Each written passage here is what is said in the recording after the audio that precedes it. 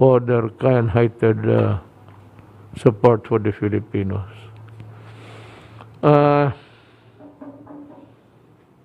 China remains to be our benefactor. And just because, if I may just add something to the narrative, just because we have a conflict with China does not mean to say that we have to be rude and disrespectful.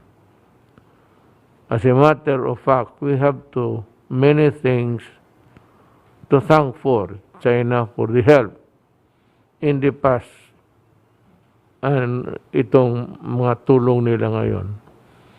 China, I know President Xi Jinping because I was blunt in my unang nakita namin, sinabi ko na kaagad about our resources dyan sa West Philippine Sea. Sabi ko, alam ko na may dalawang taong maingay. Sabi nga ni Xi Jinping na alam namin, yun yung nagdalawang si Albert pati si Carpio ang nagregalo sa amin yung mga islands mo eh. Nirigalo, namimigay ang mga putang. Tapos you have the temerity to blame anybody for your, in diplomatic term, fupa. Tapos ako ang bintangan ninyo na it happened way back in year 2014 when the Philippine Coast Guard was ordered to retreat by, ayaw ko bakit, alam mo, mayor ako noon, pero hindi lang, gusto ko sabihin sa military, bakit kayo nakikinig dyan sa putang ina? Huwag niya mag-retreat, hindi nga Pilipino ang mukha niya, tignan ninyo. Oversize.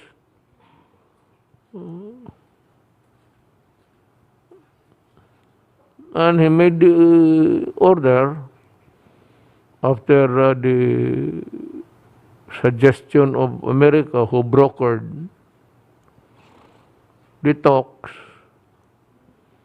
In a sense, the talks failed in favor of China. So umatras tayo, doon na nagka-letse-letse ang buhay. Ngayon pagdating ko, nandiyan na yung barko, ang mga ulol, yung dalawa, ako na ang pagbibintangan kasi I am not asserting enough. Ano pa ba ang pinaka... puro matay abogado siguro, what would be the best evidence really to fight for and die for? If you have a piece of paper and say, I'm going to die,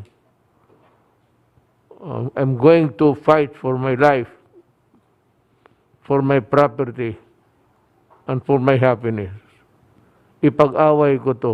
Bakit hindi nyo ginawa kayong mga putang ina ninyo?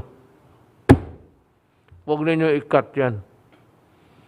Tanungin mo ka, bakit pina-atras ninyo? Hindi kayo nagpadala doon at nagkagira na sana tayo noon, tapos na sana kayong dalawa. Because kayo ang i-lynch mo, brought misery to our country. Ngayon na history is being made, recorded every day, you want yourselves to free from any liability. Para sa akin, yung taong nagpapasok sa China Sea, lahat na, including the West Philippine Sea, ang mga taong nagpapasok, sila yun. At ang nagpapasok kasi umatras kay ang Pilipinas at pumasok upon the orders. It was the order, as a matter of fact, of Albert. Sources says that he never got the permission from the president at that time, President Aquino. Yan nga nagmayang nagmamarunong eh. That's the problem when this cock-eyed scholars begin to tinker in the affairs of the country or allow them to have a wide elbow room so as to commit and discredit the country in the process. Yan ang dahilan. Ang pinaka-authority na to but there will be another time for him, maybe, is Roque. Abogado ito. And he was one of the lawyers who filed a case in connection with this itong agawa ng West Philippine Sea. Si Secretary Roque is well-versed, equipped, and he has the knowledge of what really happened. He is the human recorded history kasi sige daldal hanggang hindi matapos ang Tignan ninyo, matapos na lang kayo, si Roque hindi pa matapos magdaldal yan. Tignan ninyo. And that is to your maybe sadness and chagrin. So, unahin lang natin ang problema natin, alamin natin ang sitwasyon, galing mismo kay Secretary Duque. Now, si Secretary Duque, maraming sa kanya, batikos. Yun lang rin ang mga kalaban niya. Yun lang rin na gusto rin marinig lang na abogado o doktor. Just to hear their name, maybe in the narratives of the news in the evening. Maligaya na sila dyan. Itong Albert na ito, ako pa ang sinisisi. Makita kita, suntukin kita. Buang ka. Ako ang pakialam man, ako ang nakialam na pagdating ko, nandiyan na yung barko ng China. Ang atin ang wala. Buti sana kung nandiyan yung barko ng China, tapos pagdating ko, meron tayong barko. Yun! Ibang istorya yon. Magkahiyaan tayo doon. Pero ako nga, sabi ko kay wala naman tayong away. At yung, hayaan lang ninyo yung mga mangingisda. Kasi ang tao kumakain. I told China that I know that it's yours. According to you. I've heard that several times. But you must also have heard of the fact that people are hungry. Ang Pilipino ay gutom. And you are not oblivious to that fact. So, kindly just allow our fishermen to fish in peace. And so there is no reason for trouble. If there is one brewing, you call our attention and we can talk immediately to solve the problem. Yun ho ang yan. Huwag kayo maniwala na isang retired na, wala na yan.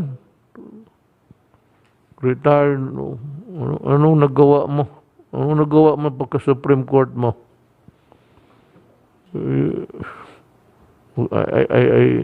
I want to say something pero ayaw kung it might degrade into something. Kaya hintuan mo na pang pagyayabang ninyo.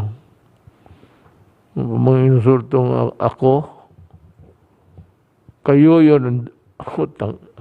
Alam mo ano talaga ang problema? Putang ina, wala kayong bayag. Yan ang totoo. Nasa gobyernong ito, kung presidente ka, kung hindi ka marunong pumatay, hindi ka marunong mamatay, hindi walang pag-asa ang saan ka magtago. Every time there's a conflict, you mean to say, we will hide? Kayo nag-stand up doon. Ang aking armed forces, ng inyong armed forces rin, were ready to die for their country. Kayo yung mga walang bayag sa opisina, puro papel ang hinahawakan, wala namang aksyon na pupunta, may baha dito, may problema dito, may sunog, landslide. Inyo, newspaper lang, pati yung mga kaso. Ewan ko kung ilang kaso na hinausyaw ninyo. Ito si Albert, sumipot lang ato. Pretending, Albert is pretending to be in public. Noong ko pa nahalata yan. He acts like with finesse. Sinasadya niya, parang a diplomat of the making of the century. Alam mo, sa totoo lang, hindi ako nimala. Una, hindi ka Pilipino. Hindi yung Pilipino yung mukha mo. Hindi maniwala sa'yo. Bakit kita kunin, I don't even think that, pakita mo nga yung, mo, residence certificate mo kung Pilipino ka ba? Ito si Carpio, tumaba na ng gusto.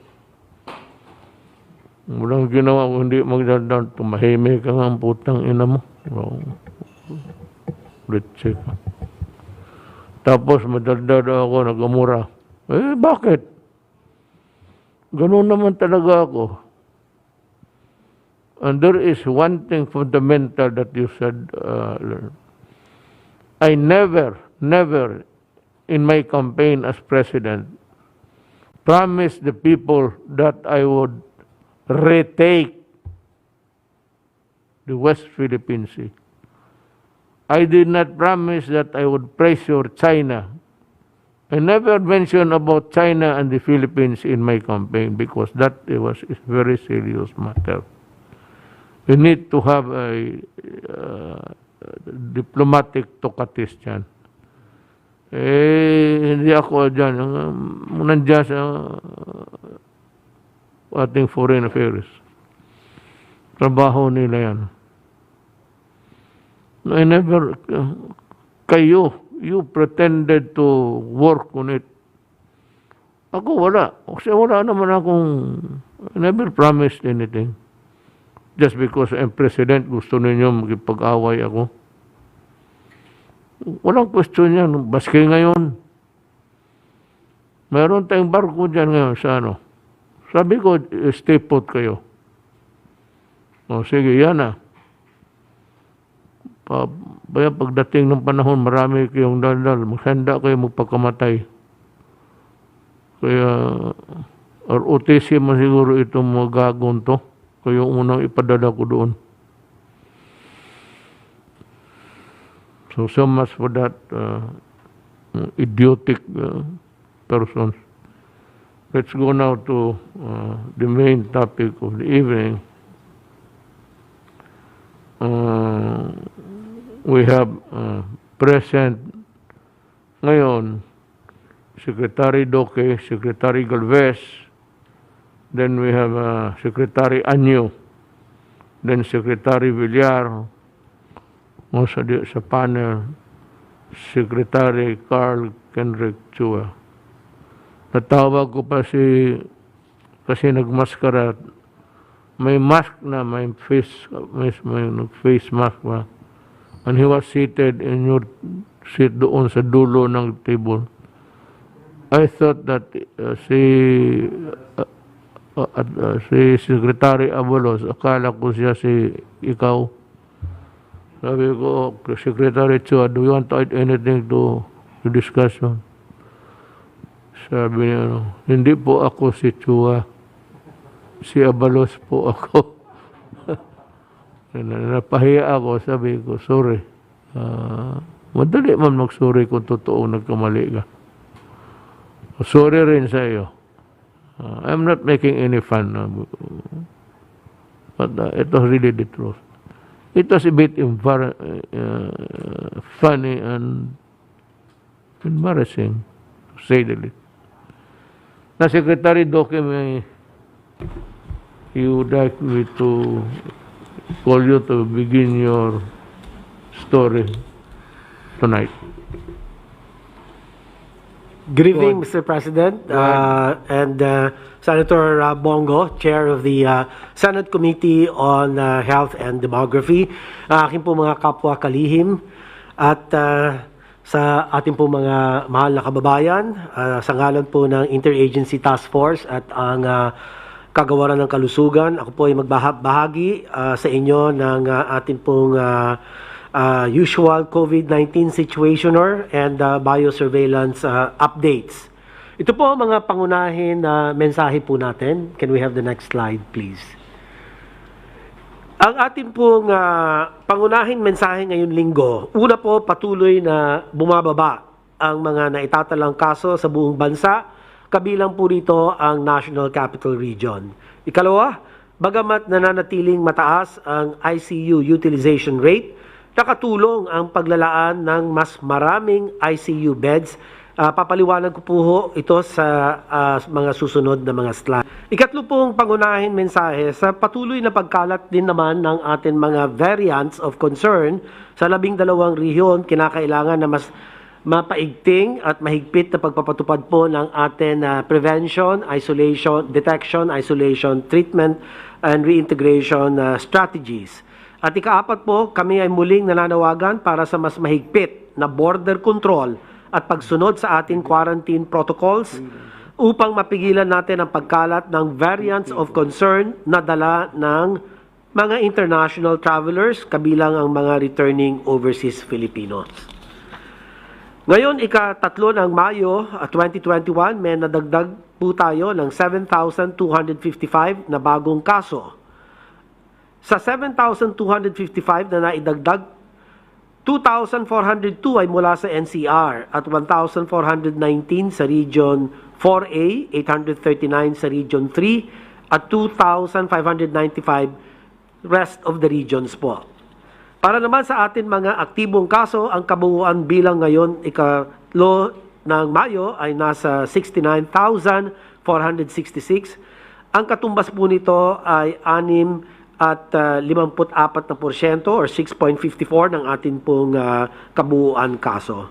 Sa kabilang dako, ang ating pong recoveries ay umabot na sa 975,234 at ang katumbas na recovery rate po nito ay nasa 91.81%.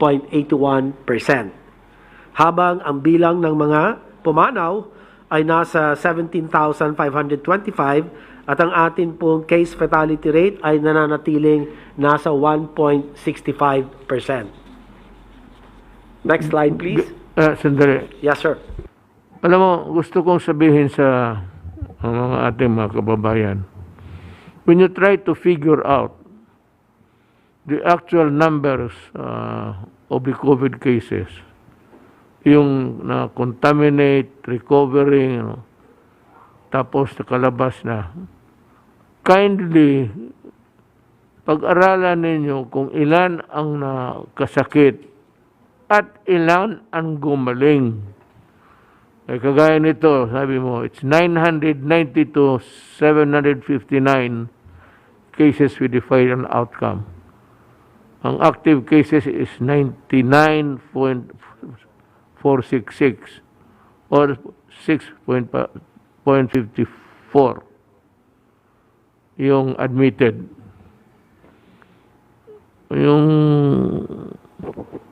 Pero ang rate ng recovery, tignan naman ninyo. Ang final outcome is 992,759. Ang recovery, naka-recover is 975 or 81%. Ang namatay, 17.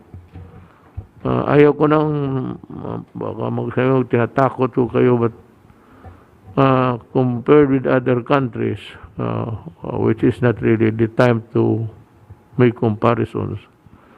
But we're doing good in the fight against COVID. And Secretary Duque is the hero there. Sige ho. Salamat po, Mr. President. Can we have the next slide, please? Ito naman po yung ating usual epidemic curve. At as of May 3, 2021, mayroon na po tayong 1,020,425 na kaso sa buong bansa. At gaya po ng nabanggit nyo kanina, Mr. President, ang active cases ay umabot na ng 69,466. At halos kalahati po dito ay galing sa NCR, 465,982 na kaso sa kabuuan. At ang kanila pong active cases ng NCR ay asa 26,698. Makikita na bumababa na ang ating mga kaso at karamihan pa rin po ay galing pa rin sa NCR, Regions 4A and Region 3. Yung po pinakamataas doon na may nakalagay na, doon po sa bar graph natin na may nakalagay na red arrow, yung po yung atin highest recorded number of cases. Yan po ay nung nangyari ng mga first week of April. After that, unti-unti na po, nakikita na po natin lumilinaw na bumababa na po ang ating pong mga kaso. Next slide please. Ito naman po, sa kabuuan, sa nagdaan linggo, mayroon na italang average of 8,227 na kaso bawat araw. Ito po ay mas mababa sa naitalang 8,782 average daily cases noong April 19 to 25. So makikita po natin yung nakalagay po sa red shaded area, yung trend na pababa from April 12 to 18, tumaas tayo 10,187 ang average 7-day cases at April 19 to 25, bumaba po tayo ng 8,782 at ngayon po sa 8,227 na lang po tayo. Pero ang pinupuntirya po natin, sana maipababa natin dun sa January-February level natin na 1,700 average daily cases lang po from January to February. Next slide, please. Ito naman po, pinakikita rin ang ating national growth rate na gumaganda na rin po ang ating lagay. Mula sa 11%, 3 to 4 weeks ago, negative 11%,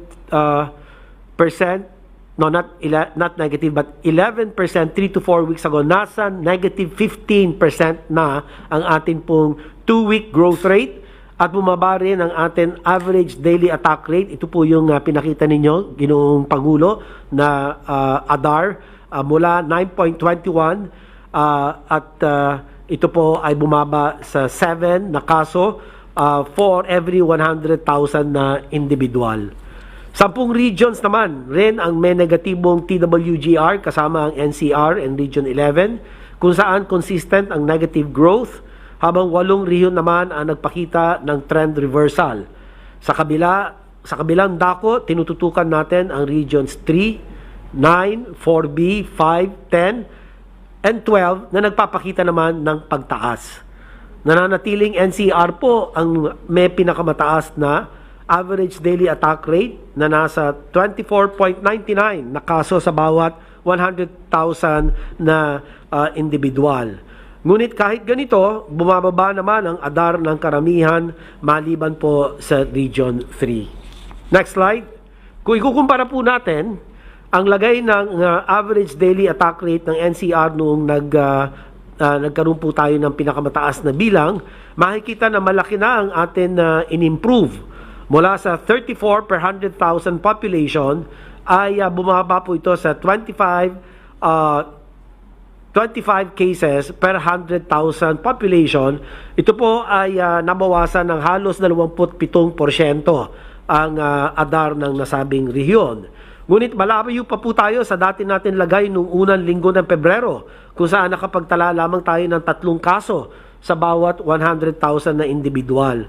Kaya naman mainam na ipagpatuloy natin ang pagpapaigting at mahigpit na pagpapatupad ng PDITR strategies upang makabalik tayo sa lagay natin noon at makapagbukas pa ng lalo ang ating pong ekonomiya. May I take some minutes of your time? You know, there are people who really do not know what they're doing. Sabi nila, we are not ignorant. May isang babae na I was not referring to her. I do not even know her. I just heard it sa TV. Alam ninyo na kayo nakapag-aral nga the very thing that is being avoided or tried to control was yung convergence ng tao na mas malapit, yung laway nagtaabutan, nagsisigawan. That's the very thing that ayaw ng gobyerno, ayaw ng laban ng pandemya. Pangalawa, alam ninyo na ito, uuwi ito sa bahay. May asawa, may anak, may pamilya. Dadalhin nila yan yung infection na kuha nila sa maraming tao. Tapos kung magkasakit, hindi man kayo ang puntahan doon na maghingi ng tulong. Magpunta yan sa gobyerno. Problema ng gobyerno yan. Kaya kung magtulong, ako hindi ko pinasabi sa kay General Bautista, Kiruli, sabi ko, for these 2 weeks na extended, magbalot ka ng konti mga pagkain just to tide over. I-distribute mo, pero sinabi ko dito, noon meeting, hindi ngayon. Paalam ko lang sa inyo na magtulong kayo, pero tawagin ninyo yung barangay captain, may barangay captain man, sino yung mahirap sa lugar niya, alam niya yan. Alam ng barangay captain niya kung hindi man tarantado, kung walang ginagawa kung ganon. Tapos siya ang magturo, ito. Nandyan yung, alam mo, nagbabayad tayo ng barangay health workers. Bakit hindi ninyo i-marshal yung efforts nila? Tapos sila ang mag-deliver at a distance. Hindi mo na lumapit, ilagay mo lang doon sa table or doon sa fence or what. So, hagdanan. Iyon ang sinasabi ng gobyerno na hindi kasi ninyo alam. But when you try really to be smart alert just to answer, pareho na kayo ni itong si Albert pati si Carpio.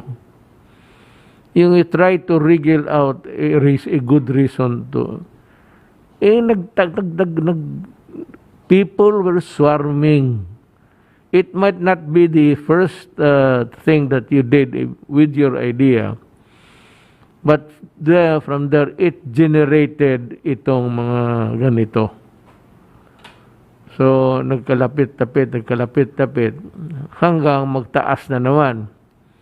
So we are again forced to enforce a quarantine to limit people from going around and passing the COVID virus to a lot of people. Hindi, it was not meant as an insult actually. So, hindi kasi ninyo alam. Ngayon, kasi ginawa ninyo, hindi ninyo talaga alam. Huwag na tayo magbulahan. Kasi kung alam ninyo yan, hindi ninyo ginawa. the fact na ginawa ninyo, hindi ninyo alam ang consequences.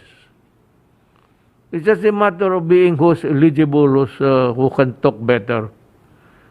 But it has something to do with just common sense.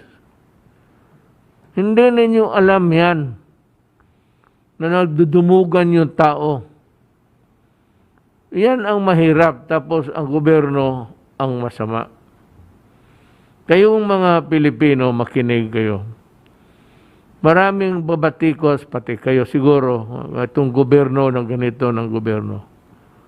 Alam mo, magtanong ako, when you are in the extremis, kung magkasakit ka na at nanginginig ka na, saan ka man pupunta? Tanungin ko kayo, straight. Saan? Sinong puntahan ninyo? Puntahan ninyo mayor. O saan kayo dalhin ng mayor? Punta kayo ng barangay captain. Saan kayo dalhin?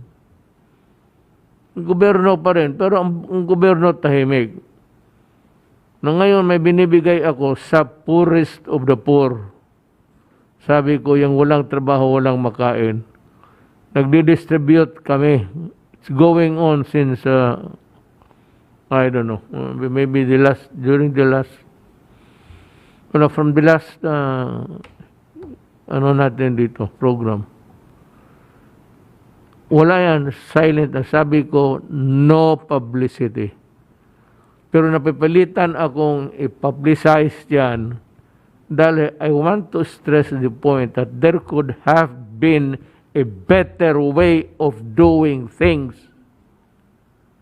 There has to be some sense in, what you're doing. Maraming tulong. Hindi na kailangan yung ipaano mo pa because you know that it will really cause a bedlam. Whether you like it or not, alam ninyo yan. Alam ninyo ng gutom, this will increase.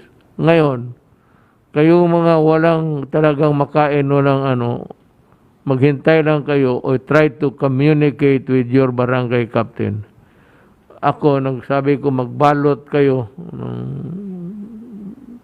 pagkain, ibibigay ninyo yan sa mga tao. Sekreto, huwag kayong magsabi na kay ano ito, kay ano. Huwag sabihin nyo kay Duterte, huwag kay hindi aking pera yan. Sabihin niyo, ito tulong ng gobyerno. Ganon. Always use government because it is always government money whenever we move around. Wala naman tayong pera na personal. So yan ang totoo. Ngayon, itong mga tao, matigas kasi ulo ninyo. Ayaw ninyong maniwala. Sabi na nga na mabuti pa, mag-standby ka na lang ng bahay. Alam mo, hindi ito biro. Pag tinamaan ka ng COVID, it's kamatayan. Usually, madala dyan, 2 days, patay. Karamihan. Yung mga severe cases, yung iba nalilibre. Pero yung namatay, 2 days. Tapos. Na, ngayon, kung gusto ito, hindi ko kayo tinatakot. Sinasabihan ko kayo. Gamitin ninyo utak ninyo. Delikado ang pandemya. It's not hindi laro ito o sakit-sakitan. Pagka tinamaan ka nito, wala na. Mabuti pa ang rabies. You have about 14 days of also acting like a mad dog. Pero ito dalawang, kaya pati ako takot. Pati ako nagsasalita ngayon, hindi ko talaga masasabi sa inyo, mabuhay ako bukas o mamatay ako. Yan ang totoo talaga. Ako mismo nagsabi sa inyo. Hindi ako nanunungo sa ibang tao ng insulto, kaya ako sinasali ko na ang sarili ko. Pag ako ang tinamaan, there's no way, sa katanda ko, there's no way of telling whether I would live to see the light of day the following day. Yan ang ano dyan. Mahirap kasi ang hindi tayo magkaintindihan na may mga issue tapos batiko sabihin mo, itong gobyerno na ito pinipigil nila, binibigay na nga. Binibigay mo na nga, binibigay rin sa inyo yung sakit, dalhin mo doon sa bahay mo. Eh kung matamaan kayo, di wholesale, mag-asawa. Karamihan mag-asawa kasi magkatabi. Yan ang problema. So, intindihin ninyo yung sakit. Yung sakit na yan, it's a very, I could not even find the word to describe it. It's not, but it's very lethal. Kung bala pa, yung bala na lumalabas sa buka ng baril papunta sa iyo. Take note of that. Nakikiusap ako sa inyo. Hindi naman ka, alam mo kasi, kung marami lang tayong pera, pwede ako magtapo ng pera. Pero wala akong pera. At hindi naman ninyo masisi ang gobyerno. Total, nauna kami. Nauna kami ng bigay. 5,000 per individual. Yun, just to pakita sa inyo na ang gobyerno may kukunti lang nga. Pero ang gobyerno may ginagawa. Ikumpara mo dyan sa makipag-rumble ka dyan tapos dalhin mo yung sakit mo. So, iwasan nyo. Kaya, ito ang nangyari. Hindi ko kayo mapigilan eh. Yung sasalita lang. No? Wag, ganito, ganito. O pinilit ninyo talaga akong hindi maging stricto. Pinilit lang ninyo ako na i-implement yung batas. Kaya ay directed Secretary Anyos sa DILG, ito ang gawin mo. Total, it is always wrong. It is a crime to do that. Pagka ganon, pwede kayong dalhin sa istasyon o ano, pag nagpipilit kayo maglalaro ng sungka dyan sa harap-harapan. Yun ang rason sa batas. Yan ito yung kahulugan na sinasabi ni Dr. Secretary Duque. Secretary, still have to say. Yes, sir. Tuloy ko lang po, Mr. President. Maraming salamat po. Asa na ba yung slide natin? Ito po yung pinakita ko kanina, sir. Noong January 31 to February 6, nagkaroon lang po tayo ng mga 3 cases per 100,000 population. Ang baba ng atin pong ADAR. Tapos, nung mga April 4 to 17, at nagsimula rin nung mga March, nag-umpisang tumaas ang mga kaso, nagkapagtala po tayo ng mga 4,748 cases reported per day. No? Or, ang equivalent po, 34,000 per 100,000 population ng ADAR. Ngayon pong April 18 to May 1, evidently, bumaba po tayo ng about 27% from the April 4 to 17 reported cases. So from 4,748 to 3,498 po tayo, or 25 cases per day per 100,000 population. Next slide po. Ito naman po yung atin na tinatawag na healthcare utilization rates. Ano po? Pasensya na po kayo at medyo busy po yung slide, no? Kasabay po ng pagbaba ng ating mga kaso, bumubuti rin po ang lagay ng ating healthcare utilization rate or HCUR dahil ito ay dalawang dahilan. Bumababa po ang na-admit na pasyente at sabay po natin pagpapalawig ng ating mga capacities, in particular yung hospital ICU bed capacity. Sa kasalukuyan po, Region 2, ayun po, medyo hindi lang po ganong kalinaw. Dito po, siya na lamang po ang nasa high risk bed utilization rate at nasa 72%. Kung atin pong titignan naman ang ICU utilization rate na nanatiling nasa high risk, ang NCR, ayun po, sa 74%. percent ang ICU utilization. Ibig po sabihin yan, nasa high risk pa rin po tayo at balak po natin mapababa po yan to moderate risk and then eventually sa low risk or less than 60% ICU utilization rate. So, ang Region 2 naman po ang may pinakamataas na mechanical ventilator utilization at 68%. Sumunod ang Region 9 kung saan ang parehas ay nasa moderate risk. Ito na po yung nakikita natin dito. Ang binabantayan po natin itong may mga ICU utilization rate na higher than 70% and above. Tapos ang ating pong total bed utilization ay ang NCR as a 57% or low risk at ang CAR ganun din po as a 70%, ang Regions 3 and Region 4A 59 and 65% respectively. Next slide. Sa National Capital Region naman po, makikita na karamihan ng 6,373 admitted patients ay moderate doon po sa gray shaded area doon sa graph at mild, yun naman pong orange. Makikita rin na tumaas ang ating supply ng mga kama sa NCR dahil sa pagpapatupad natin ng surge capacity. 50% for government hospitals ang hiningi po natin at sila po ay nasunod at 30% naman for private hospitals. At ito upang maka-admit ng mas maraming pasyente pong nangangailangan. Next slide. Tumaas rin ang atin pong, next slide please. Ayan po. Tumaas rin ang atin ICU capacity sa NCR, particular sa atin DOH hospitals. Mula 215 lamang noong April 18, mayroon na po tayong 491 ICU beds as of May 2. At dahil ito ay atin pong pagko-convert ng mga isolation rooms into ICUs. At karamihan naman ng mga naka-admit sa ICU ay mga confirmed and probable cases. Next slide.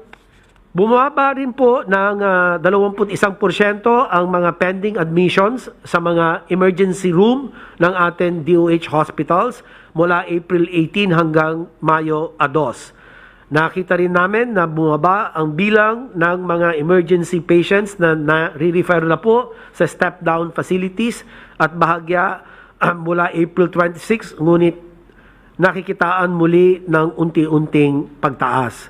Nangangahulugan, ito na decongested na ang ating mga level 2 and level 3 hospitals.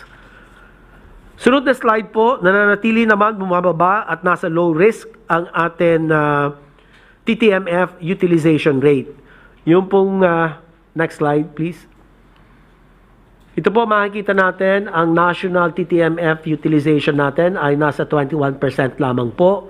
Samantalang ang NCR ay asa 55%. Ito po ay bumaba ng 8%. 1 to 2 weeks ago, nasa mga 63% po ang utilization natin. Kaya patuloy na bumababa po rito. At ganun din po naman sa mga ibang regions, may kakaunti naman po mga pagtaas sa utilization rate ng temporary treatment and monitoring facilities. Next slide. Ito naman po yung atin death curve. At kasabay po ng pagbaba ng atin pong mga kaso, inaasahan rin naman bababa ang bilang po ng mga pumapanaw. Subalit sa kasamaang palad, nalagpasan na po ang atin kasalukuyan peak, ang pinakamataas na naitala nung nakaraang taon. Yung po makikita natin, ang peak natin was August at 2,127 or an average of 89 deaths per day. At ngayon po, noong April, tumaas po tayo ng 2,424 at 81 average death daily of 81 po.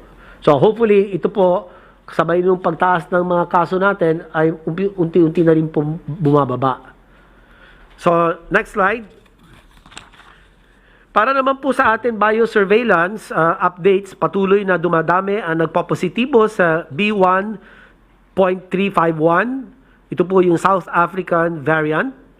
At ang B.1.1.7 UK variant. At kasalukuyan, ang South African lineage na ang meron na pong pinakamataas na bahagi at 18.17% sa 5,917 samples na may lineage. Yan po yung atin 5,917. Yan na po yung nakikita natin na B1351 representing 18.17%. Sunod po ang B1.1.63 ang Hong Kong lineage at 17.81%. Samantalang ang UK variant as a 16.02%. So yan na po ang ating pong pinakamaraming mga variants in circulation. So Mr. President, yan po ang akin report. Meron pa bang next slide? Tingnan ko lang. Ito naman po yung atin lamang tinatawag na strengthening the COVID-19 response strategies. At sa pagpasok po ng Mayo, nagkaroon ng ilang pagbabago sa ating quarantine classification na tinatawag po natin sa kasalukuyan ang MECQ Flex. Inaprubahan kamakailan ng IATF ang limitadong pagpapasok ng mga tao sa ilang piling establishmento, ngunit kinakailangan na titiyak ang mahigpit na pagsunod sa ating pong minimum public health standards. Inilunsad din ng DOLE, DOH, DILG, DOT at DTI ang tinatawag pong nabanggit ko na mas maaga kanina, ang Safety Seal Certification Program, kung saan tinitiyak na isang lugar o establishmento ay sapat at wasto ang pagsunod sa atin pong minimum public health standards na set by the government at ang pag-adapt ng Stay Safe Contact Tracing Application. Patuloy din ang pagpapalakas ng ating health system capacity sa pamamagitan ng pagtaas ng ating pong dedicated COVID-19 beds in public and private facilities.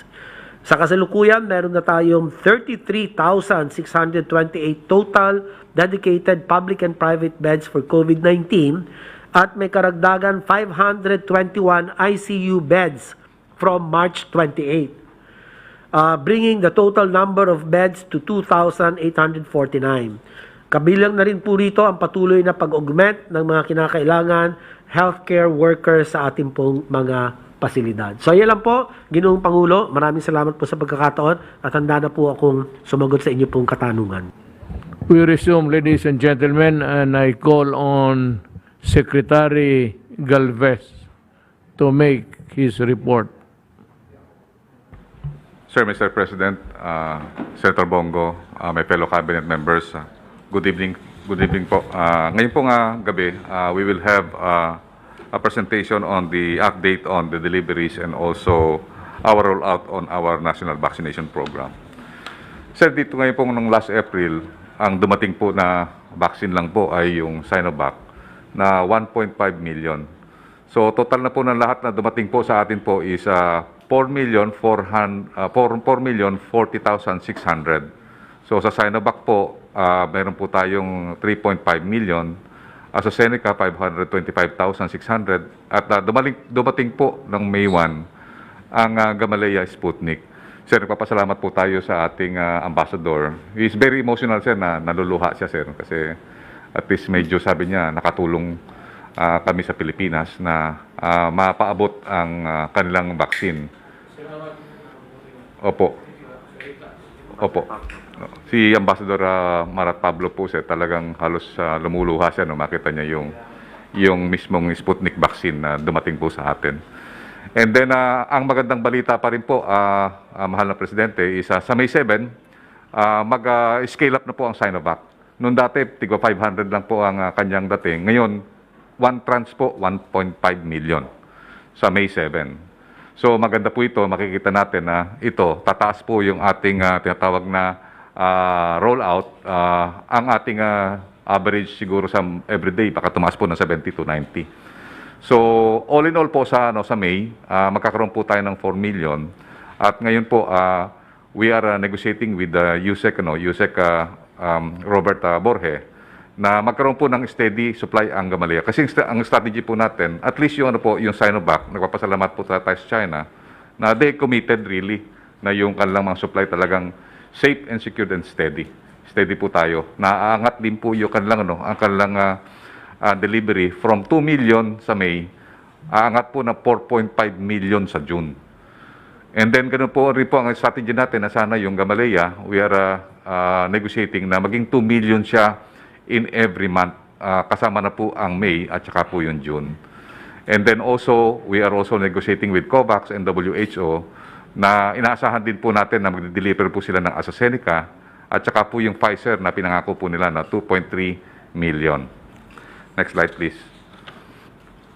So sa ngayon po, tingnan po natin yung status ng rollout natin and vaccine deliveries.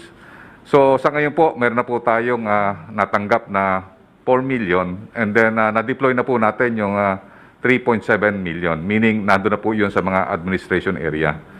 At meron na po tayong 1.6 million or 1,658,539 na Filipinos na already been vaccinated. And then meron po tayong vaccine na administered, both first dose and second dose, for 1,948,080. So malapit na po tayong mag-break ng 2 million mark. And nakikita po natin na papataas din po yung ating mga deliveries. Starting po ng June, magkakaroon na po tayo na more or less 10.3 million doses. Dahil po darating na rin po ang Moderna at saka po yung AstraZeneca. So 4 na po ang magdi-deliver this coming June. And ganoon din po sa third quarter, darating na rin po yung ibang mga deliveries. Pero po yung Novavax, ang nakikita po natin kahit dahil may nangyayari po sa India, ay baka po mabawasan o madelay siya sa September dahil nakikita po natin kailangan ng India ang supply ng mga vaccine. So kung makita po natin yung target po natin ng vaccination ay balak po natin na iangat na ngayong May, makakavaccinate po tayo ng mga more or less 2 million po na Pilipinos. Kasi po ang ating average ngayon from March at saka po ng April, 1 million per month. Ngayon po iangat po natin, pilitin po natin maiangat na 2 million per month po ang ano po natin. So next. Marami po nagdududa na hindi natin makaya po yung herd immunity. Marami po nga talagang mga lalo na po sa mga iba nagko-question na hindi po natin matanggap hindi natin magagawa yung herd immunity. Pero nagkaroon po kami ng simulation kasama po ang private sector, kasama po si Sir Pepot ng Jollibee. At ito po tinatawag na mga key factors ng herd immunity to achieve yung 50 million to 70 million shots. So ang target natin jobs per day, kailangan po meron tayong 500,000 job per day. Kaya po natin yan dahil ang ating pong job sites is 5,000, 100 jobs per day. So kaya po natin yan. So ang ating pong target ay magkaroon po tayo na at least 3 million jobs per week. Pero ang requirement po ay kailangan po every month meron tayong 15 million doses per month. Yun po ang parang pinakaano po namin na objective po namin na Mr. President na kaming mga sa procurement ng DOF at saka yung mga diplomatic corps natin, yun po ang gusto naming makuha na every month maiangat po natin ng 50 million. At sa June po, maiangat po natin ng 10 million and July, more or less baka maiakat po natin ng 15 million hanggang December. So ang kailangan po natin mga vaccination site, I have said earlier, ang na-establish na po ng DOH ay 5,000 sites. Wala pa po dito yung tinatawag nating mga mega sites na meron tayong mga 1,000 jobs per day. So yung mga business sector, yung kanilang mga malls, yung mga kanilang mga gymnasiums at saka yung kanilang mga tinatawag nating malalaking mga area ay binovolunteer po nila. Actually po yung yung Ayala Malls, yung SM Malls, yung tinatawag po natin na yung ibang mga Robinson, yung mga ibang business center, binibigyan po nila ng space yung ating mga vaccination site. Bukas nga po, pupunta nga kami po sa SM Mall dito sa Parañaque para tingnan po yung Gamaleya natin roll out kasi yung Gamaleya po meron pa tayong pilot test. Pupunta po kami doon na titingnan po namin ang vaccination site para makita rin namin kung paano nila ginagawa sa mga malls. And then kailangan po natin, ang inano po natin, kailangan ng clinical staffing, kailangan na 25,000 to 50,000 na vaccinators. At ang target po natin, timeline po natin is within 200 to 213 days, starting June. And then yung registration at saka yung ating priority ay ginawa na natin from March to June, A1 to A3. And then sa June, sir, magsisimula na po tayo sa A4, yung mga economic frontliners. And then sa August, pwede na tayong general public. Next slide, please. Next slide, please. So ito po yung parang ginagawa nating timeline para ating sa simultaneous vaccination and administration. Nagpapasalamat po tayo na sa mga ating mga kasamahan sa DOLE kasi yung ginawa po natin sa Labor Day po nung kilusang parang sa natin sa Mayo 1, nagkaroon po tayo ng more or less mga 4,000 po na vaccination ng ating mga OFWs, mga seafarers at saka yung mga low earning workers po. So yun ang parang celebration po ng ating May 1 celebration, Labor Day, ay nagkaroon po tayo ng massive vaccination nationwide at saka dito po sa Metro Manila. Next slide, please. Sir, dati po number 5 po tayo. Pero ngayon po umangat po ulit tayo. At saka marami po kasi marami pong disinformation at fake news na talagang nilalagay po na sa atin ang average daily rate natin is na tayo po ang pinakakulelat. Pero nung gumawa po kami ng datos through using yung ating mga DFA sources sa mga foreign posting, nakikita po natin na pumapangalawa po tayo in terms of average daily rate. Ang po natin is almost 31,000. Sa ngayon po, ang nagiging average po natin, nag-average tayo ng 50 to 70,000 nung kasagsagan dito po nung April. And then ngayon, number 3 na po tayo sa buong ASEAN. Number 43 na po tayo sa out of 193 countries at rank 16 dito po sa Asia. So nakikita po natin na talagang ang pagka po hindi nagbago ang Singapore na 17,000 siya, within siguro mga more or less mga 1 week or 2 weeks baka maabutan na po natin. Dahil kasi meron pa po tayo na 2 million na ibabakuna po ngayon na nakareserva sa second dose. And then meron pa tayong 1.5 million na darating ditong mes. And also yung pagkaano po ng India at saka yung ibang countries, we expect further constriction of global supply. So nakita po natin yung COVAX, bumaba po yung kanilang supply because ang India, they produce more than 2 billion doses for the COVAX at saka for export. And with that, what's happening to India right now, malaki pong epekto po yung Mr. President na yung ating mga supply na binili natin sa India, baka magkaroon po ng probable delay. Pero ang maganda sa atin po, sir, 7 manufacturing po ang kinausap natin. So nakapag-heads po tayo. So meron tayo mga supply sa ibang mga manufacturer. So ito po ang po natin, Mr. President, considering magkaroon tayo ng tinatawag na fall-off or shortfall sa ating mga supply, we are recommending na magkaroon tayo ng prioritization po, Mr. President. So meaning, tingnan po natin yung mga areas na mayroon pong tinatawag na economic at saka social importance. At saka magkakaroon tayo ng malaking problema pagka hindi natin po naagapan, lalo po ang NCR. So ang recommendation po namin ay mag-concentrate po tayo sa mga areas na tinatamaan talaga ng sir. Ito sir nung first natin 2020. Ito po mga lugar po nito ang mga tinamaan ng malalakas. So kung titingnan natin, instead na mag-concentrate tayo sa 110 population, we have to concentrate only to the 83 million population. And then kung makuha natin po yung 70% o yung herd immunity ng mga areas nito, malaki ang chances natin na makarecover natin ang economy po natin. At malaki po ang chances na mapaprevent natin yung tinatawag nating surge dito sa mga traditional areas na very vulnerable po siya.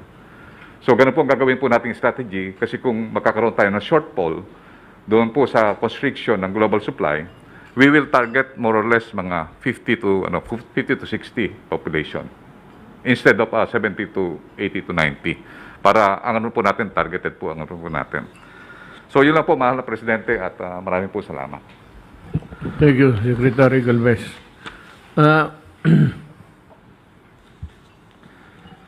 Wala tayong problema. Tingin ko sa in the acquisition ng bakuna because we have at least some guarantees from countries who honor the contract at dadating yan ng panahon kailangan natin. Let us just pray that itong mga variants, itong mga mutants will not go haywire. Yan ang bantayan natin. Baka hindi na makontrol ng isang bakuna lang, and we do not have insight yet na anong pinag-aralan ngayon ng mga scientists. This would be another challenge maybe to our mga native natin scientists to work harder.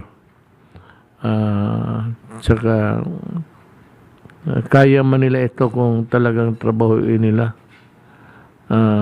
Hindi man tayo nagkulang. We will provide them all what that is necessary really to make a conclusive finding if they have one.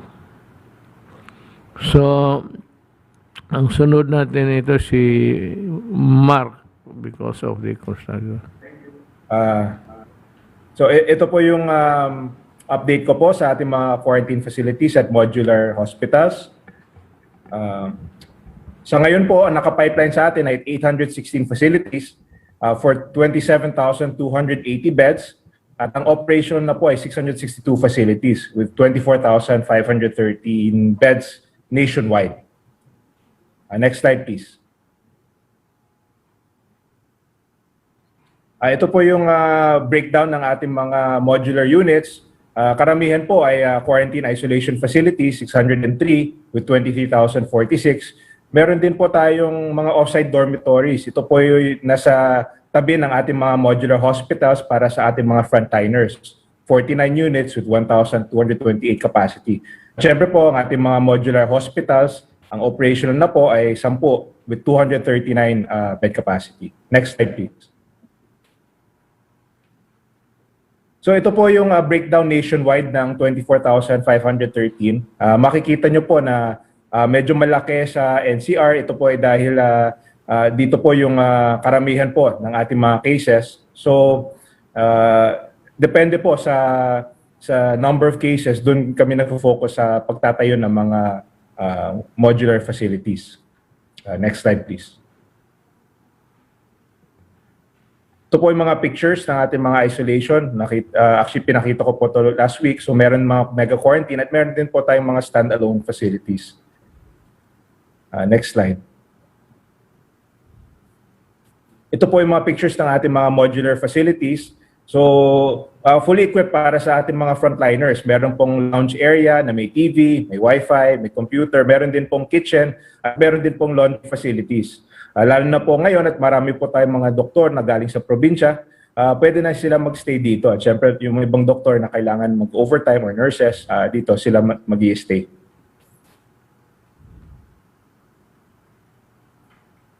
At syempre po, ang ating mga modular facilities, as of now, meron po tayong 10 modular facilities with a 239 bed capacity. Ito po ay fully equipped para sa ating mga COVID patients, may negative pressure. Meron din pong nurse facilities katulad ng nurse call button, antibacterial cladding, meron din pong sariling oxygen supply para sa ating mga COVID patients. So kaya niya i-treat yung mga mga mid to severe cases. Kaya fully equipped po ito at marami na pong operational, 239 beds are already operational. Next slide please. Ito po yung mga pictures. Just recently po, na-operationalize na po yung facility sa Batangas City. Tumataas din po ang cases sa 4A. So ito yung isa sa mga kabubukas lang. So makikita nyo naman po, fully equipped po ang ating mga facilities sa Batangas. Next slide please. At ito po ay very much needed. It's a NKTI. This is a very specialized po modular hospital para sa ating mga COVID, para sa ating mga dialysis patients. Sa ngayon po kasi wala pang dialysis area para sa specifically sa mga COVID. So ito pong bagong building ay designed para sa ating mga COVID patients na nangangailangan po ng dialysis treatment. Makikita nyo po may individual rooms per patient. And this can service up to 60 treatments per day. So, kausap ko po yung doktor sa NKTI, yun po ang mga COVID, yun po ang mga average COVID patients per day, 60. So, sakto lang sa sa requirements nila itong NKTI facility, at binanggit po ni Secretary Galvez kahapon na by turnover na natin bukas. Next slide please. So ito po basic update. So yung natapos na recently yung NKTI, which is 60 bed capacity, tapos may units tayo sa Batangas City. Ang operation na po ay yung 5 units sa Quezon Institute, may isang unit sa Lung Center at isang unit sa Jose Rodriguez. At yung ongoing, meron po tayong 14 units with 308 bed capacity. Meron po tayong 44 beds sa Quezon Institute, additional sa existing. Malaki po yung sa Lung Center, that's additional 110 beds. Meron din po tayong 44 beds sa Southern Philippine Medical Center. Meron din tayong 22 beds sa Viluna, 22 beds sa Hospital ng Maynila, 22 beds sa Pasig City General Hospital, at 44 beds sa Las Piñas General Hospital. So, by the end of the month, karamihan po ng mga bed capacity ay matatapos. So, malaki po ang madadagdag sa ating hospital capacity by this month. So, ito po yung basically ito po yung occupancy rate ng ating mega treatment facilities. Sa ngayon 60%. Nung last meeting po natin nasa 70% halos yung occupancy rate natin, at ang target po talaga is ibaba up to less than 60%. So ngayon po bumaba na po ang occupancy rate, nasa 60% na tayo. At also for Oplan Kalinga, ito po yung mga hotels na ginagamit as quarantine, may occupancy rate tayo ng 64%. Next slide please. Nationwide po, ito po yung occupancy rate natin ng lahat ng ating mga quarantine facilities. So ang nationwide percentage natin is 21%. Mataas lang po sa NCR, 50.97%. Pero maganda po yung trend dahil pababa na po ang occupancy rate dahil last month mahigit 60%. Ngayon po 50%. Next slide please. Yun lang po. At tuloy-tuloy naman ang pagtatayo natin ng centers, and definitely hindi tayo titigil until magkaroon tayo ng buffer sa ating medical facilities. Maraming salamat po, sir. Secretary Villar, can I say something? You are truly a Filipino. I thank you in behalf of the nation, on behalf of the people. Salamat po. Next, we call on Secretary Lorenzana.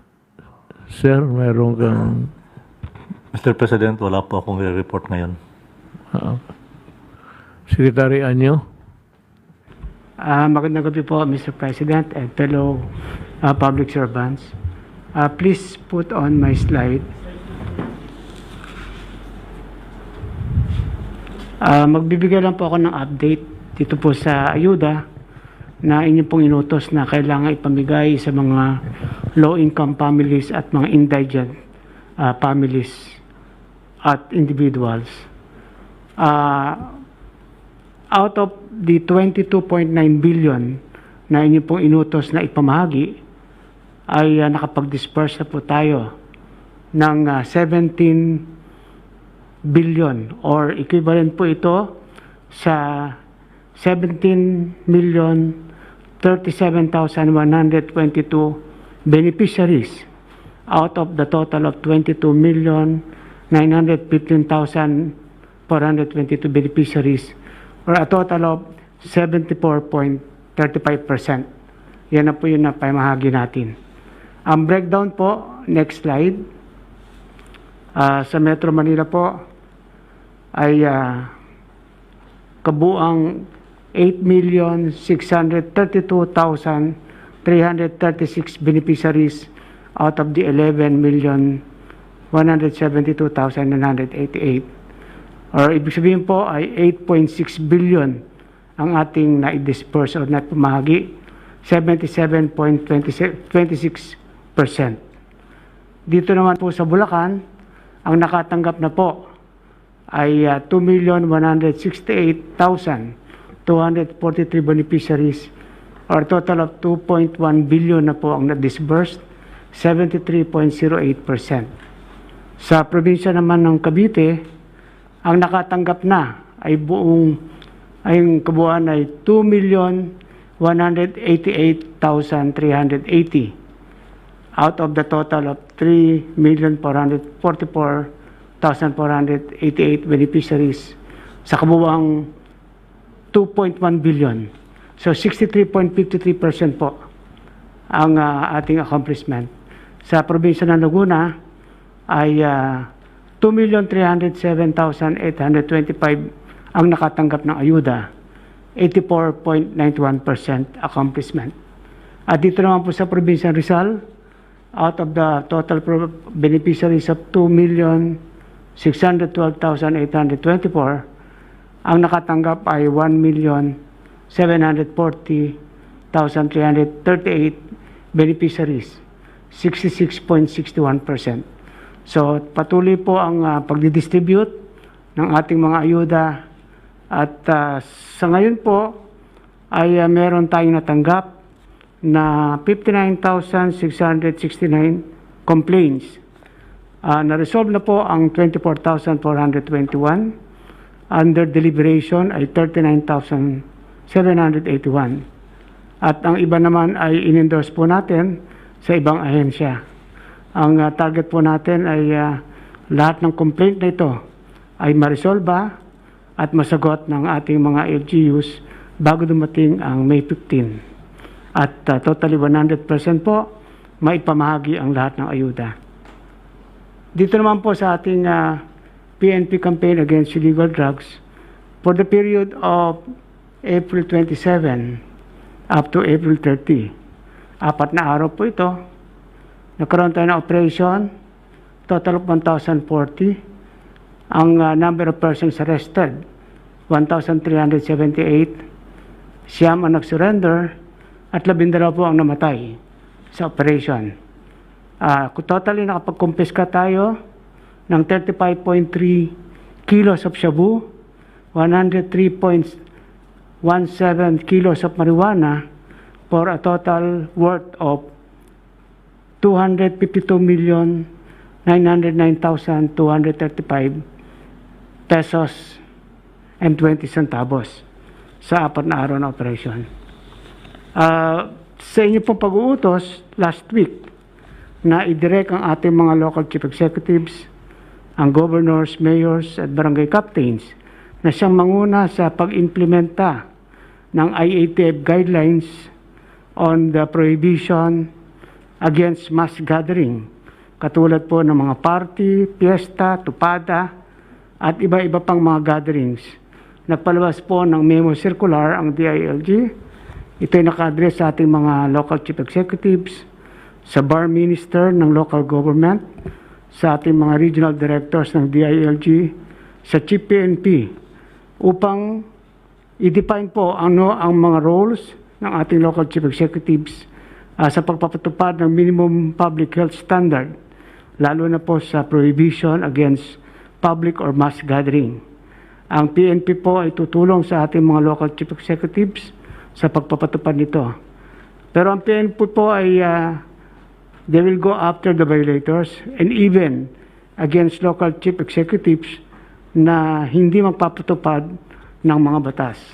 So ito pong ating memo circular ay meron pong 5 selling points. 6 na selling points po. Ang una po, dinefine natin kung ano yung mga mass gathering sa iba't ibang community quarantine level. Pangalawa po ay dinefine natin ang duties, responsibilities ng mga mayors, governors, at lalong-lalo na ang mga barangay captains. At dito rin po ay dinefine natin ang duties at roles ng mga Philippine National Police at ang supervisory powers ng higher LGUs over the lower LGUs. At isang salient points po ay ang liabilities ng mga local chief executives.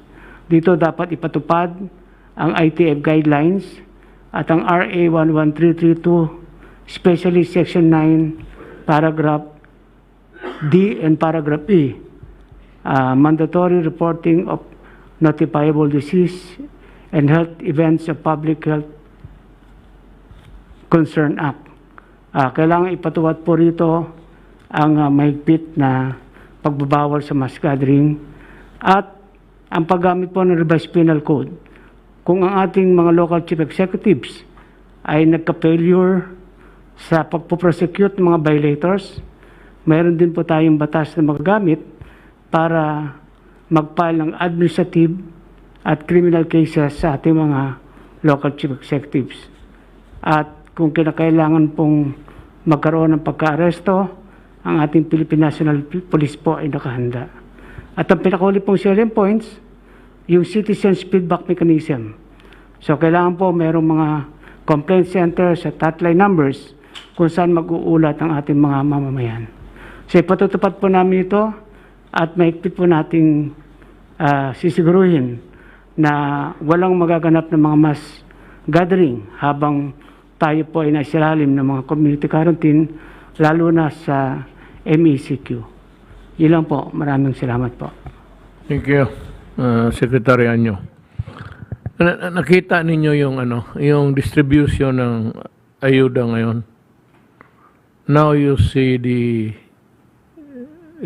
rationale of why I got men from the uniform service na retired. No, there's always marami naman ring katiwalian, pero when you are trained to be straight, in all probability you will remain straight. Yun ang kakaganda sa ayuda natin. Lesser complaints meron. We will never run out of complaints, pero meron, pero hindi ganoon karami, hindi ganoon ka-serious na blatant ang harap-harapan ng katiwalian na ginagamit because somebody is doing his job. This is not something or it's not the right to be praising people, but someday I will have a word for them. Dadating rin yan. So, Carl, you have something to report. How are we doing? Can we survive? Mahal na Pangulo, magandang gabi po kay Senator Bongo at mga miyembro ng gabinete. Ang iulat ko po ngayon ay yung update sa National ID kasi malaki po ang maitutulong ng National ID sa ating COVID-19 pandemic recovery. So gaya po ng inulat ko dati po sa Malacanang, dahil sa COVID-19 pandemic ay ginawa po nating 3-step approach ang National ID para para maiwasan natin yung mahabang pila sa registration center kasi bawal po yan kasi we have to maintain the social distancing and health protocols. So yung step 1, ito po yung house-to-house or online collection of data and setting of appointment. Nagsimula po tayo last year in October. Yung house-to-house po, ginagawa po natin yan sa mga mas mahihirap na kababayan natin. At yan po ang priority kasi sila po ang walang ID. Tapos, nagsimula rin tayo last week ng online system. Yan yung ipapaliwanag ko po mamaya. Pagkatapos po ng step 1, pwede po sila pumunta sa registration center sa bawat probinsya para yung kanilang biometrics ma-capture. Ito po yung fingerprints, yung iris scan, at yung picture. Kung naalala niyo po, mahal na Pangulo, ito yung dinaan niyo po, yung sa Malacanang, yung nagpa-register po kayo sa National ID. So tapos na po kayo. Tapos yung step 3, ito yung pagbigay ng actual ID cards. Ito ay nagsimula last May 1. At so far, may nabigyan na po ng National ID. So sa next slide po, ito po yung ating achievement sa National ID. As of today, we already registered 33.4 million individuals for step 1. So malaki na po yung progress natin. Nagsimula po tayo last year, October 12. Ngayon po, as of May 3, nasa 33.4 million na po tayo. Pagkatapos, yung step 2, ito po yung pag-capture ng biometrics, ay nasa 6.4 million na tayo. Yung step 2, medyo mas mabagal kasi hindi po pwede maramihan yung pagpunta sa registration center. Kailangan mag-ingat po para hindi mag-spread ng virus. At since nasa ECQ or MECQ po tayo, mas mabagal po kasi mas maingat kami sa pag-implement nito para hindi po kumalat yung virus.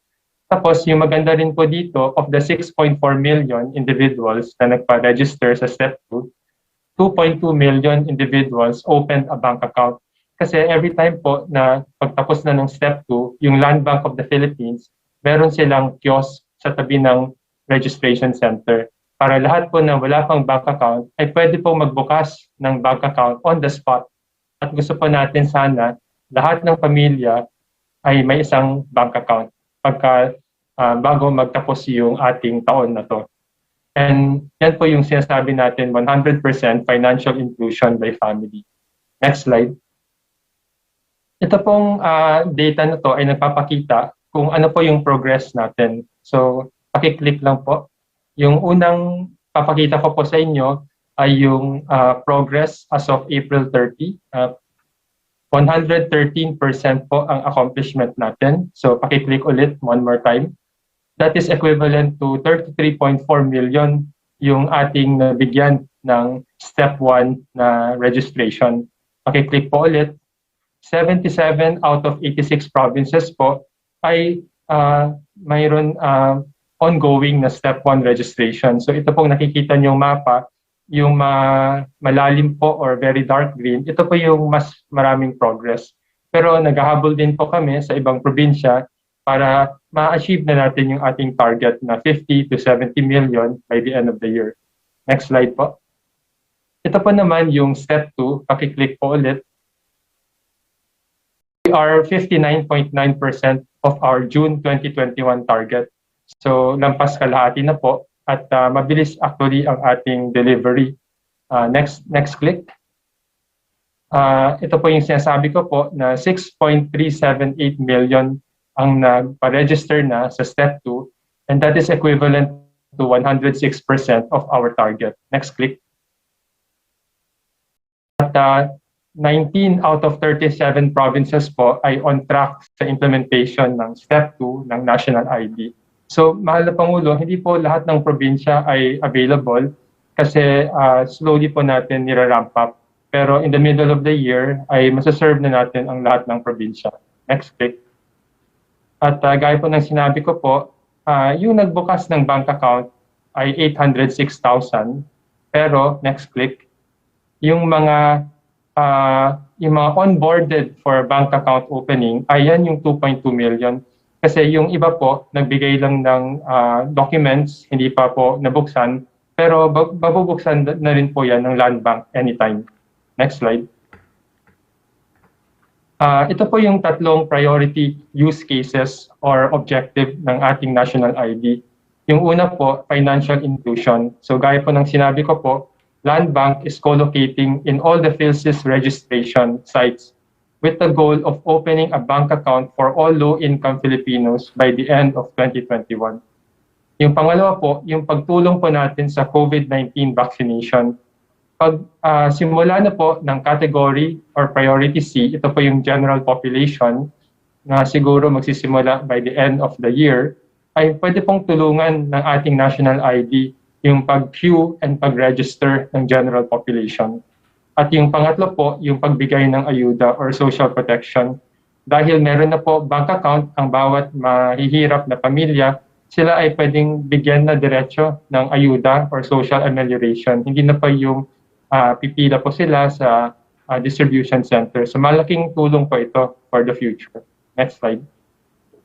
Ngayon po, sa April 30, 2021, nag-launch po yung PSA or yung Philippine Statistics Authority ng pilot online registration for Step 1. Ito po yung mga hindi naman may hirap na may computer or may tablet or cellphone na pwede naman mag-register online para mas mapabilis yung ating registration system. At ito ay isang pilot kasi gusto po natin malaman kung ano po yung mga problema para mas ma-improve natin yung serbisyo. Next slide. Ang nangyari po, yung registration natin nag-encounter ng technical issues dahil ang dami po na Pilipino ang gustong mag-register sa first day sa online. Yung ating website is designed to accommodate 16,000 simultaneous users per minute na may peak of 35,000. Pero sa unang minuto lamang, 46,000 Filipinos ang gustong mag-register. So malaki po yung demand at interest sa national ID. Ito ay 3 times the capacity. Ang nangyari po, bumagal po yung website at marami hindi na-serve kasi meron po tayong mga slowness or downtime. Yung analogy po nito ay isang bagong restaurant or theme park na tipong nag-prepare naman tayo for the usual holiday or weekend peak kasi mas maraming gustong pumunta sa Sabado at Linggo at sa mga holidays. Pero yung sa first day ay hindi po natin na-serve lahat kasi lahat po ay gustong tumikim sa bagong restaurant or sa mag-enjoy sa theme park. So lahat po ito ay natutunan namin at ginagawa po namin ngayon ang pag-improve. Next slide. Just to conclude, Mr. President, I have conveyed my sincerest apologies to the Filipino people for the inconvenience. At ngayon po, kausap namin araw-araw yung mga international and local experts para tulungan po tayo na i-improve yung capacity. At dahil ito ay isang pilot, we will learn, make sure to learn from our experience. At nagpapasalamat po kami sa lahat ng Pilipino na nagsuporta sa National ID. Yung pagdagsa po nila sa registration last April 30 online ay isang patunay na maraming Pilipino ang may gustong kumuha ng National ID. At pag may National ID na po sila, ay mabibigyan po natin sila ng mas maraming serbisyo. At matutulungan po natin yung recovery ng ating bansa. So yan lang po ang aking ulat, mahal na Pangulo. Maraming salamat po. Thank you, Carl. Let me, my 2 cents statement dito sa trabaho mo. First, dito sa ID. Unahin itong ID because this has been long in coming. Actually, it was during the time of President Ramos. The military establishment, of course, it was always part of the insurgency campaign, mga kalaban ng PA. They were always suspecting it, but they left made a strong lobby and made a strong noise so that nothing came out of it. So this is something which has been long, I said, been the dream of every administrator in government. You are one, so I congratulate you. Do not worry. You've done. You give your precious time to the people. Saludo ako dyan. Kasi matagal na talagang gusto natin yan. Ang problema, ang una noong the loudest that you could hear at the time was the left. Ayaw nila. Kasi it will, they say, identify. May syndrome eh. May syndrome yan sila. So, hindi natin masisi. And the other side is yung pagtulong mo sa, sabi ko, yung ayuda, ulitin ko.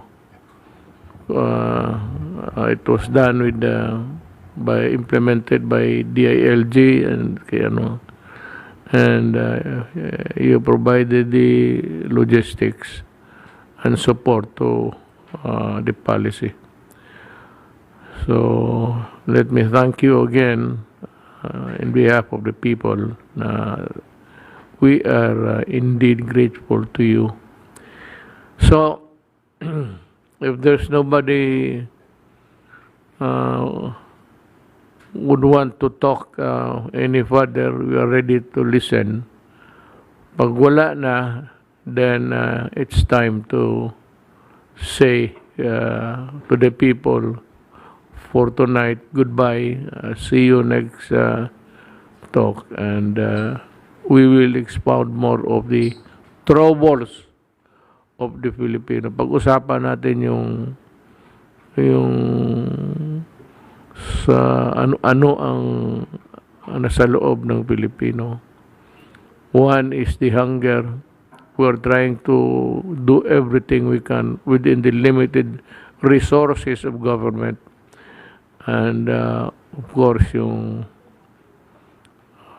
the opening of Ako dito, ako mahirapan ako mag-ano sa tao. I don't know whether to cut my throat and explain to you that I keep on extending the quarantine. Alam mo, sa totoo lang, in the end, sa katapusan nito, magpasalamat tayo sa mga doktor, medical people who really give us the proper advice. It is good to listen to people na may alam. Linya nila yan eh. Kung batas ito, lalo na criminal law, dito ka sa akin, I can give you in a jiffy, any moment's advice. Pero hindi man linya ito ngayon ng mga abogado. Hindi kailangan ng mga abogado ngayon dito sa problema to. But let me assure to the people that once things begin to clear, we will lift the quarantine immediately without delay. Sa mga kasamahan ko, maraming salamat sa pagkinig ninyo. And I hope that you continue to listen to government. Hindi kailangan na makinig kayo ng mga speeches. There is no speech, walang speeches dito. No speeches except serious talk about seryosong usapan sa ating problema. And maraman ninyo kung paano ang ginagawa namin.